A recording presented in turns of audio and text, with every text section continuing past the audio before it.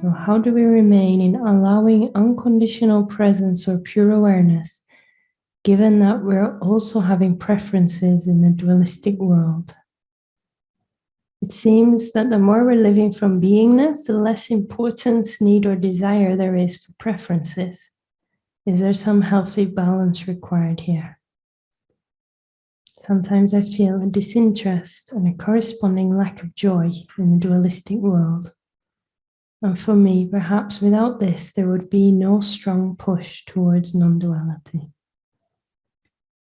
It's true that the dualistic world, for many people, is what gives the push to discover what lies beyond that dualism, because there's a recognition that chasing these desires and preferences in the world of dualism is actually not fulfilling, or only temporarily fulfilling.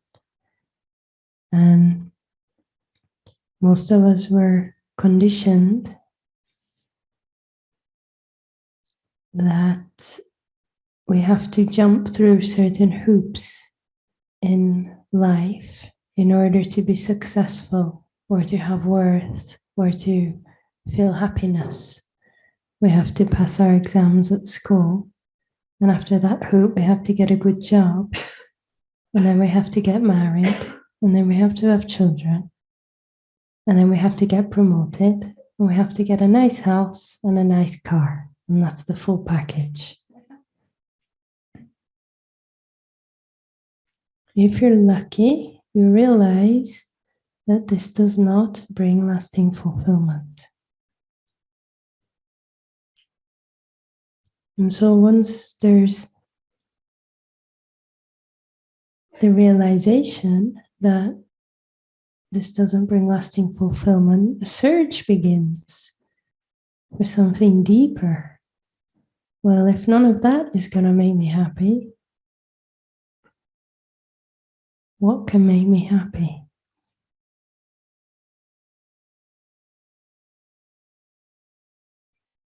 And we start to search for the divine, for God.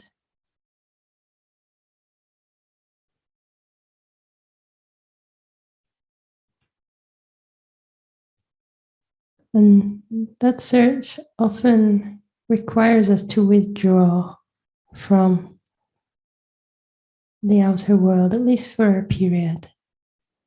Like here on this retreat, we've withdrawn from day-to-day life to immerse ourselves in beingness, to discover what it is that's here beyond the chasing of materialism, what's beyond the level of the mind. And hopefully you've had at least a glimpse of that while you're here.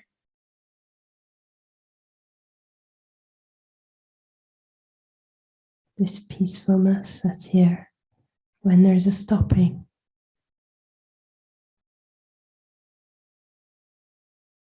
When there's no longer effort to fix and change and become, just a letting go and being here.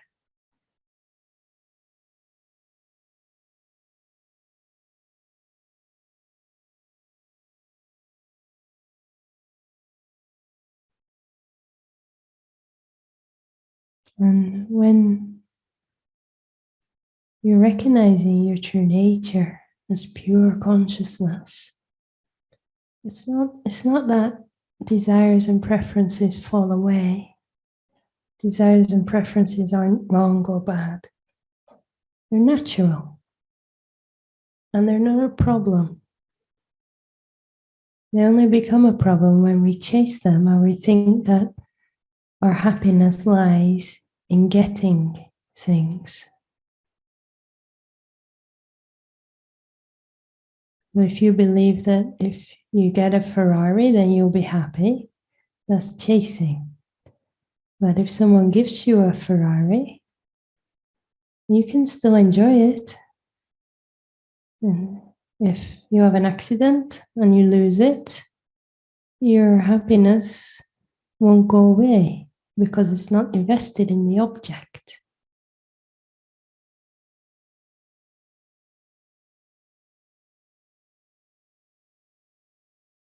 So if you have a preference to be healthy over unhealthy, that's totally natural. But your happiness isn't tied in to the preferences. Your happiness comes from the joy of being.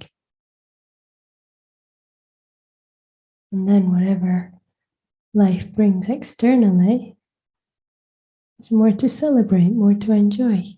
Whatever life takes away, it's okay. There's no holding on or grasping. It just goes. Something comes, it's enjoyed, something goes.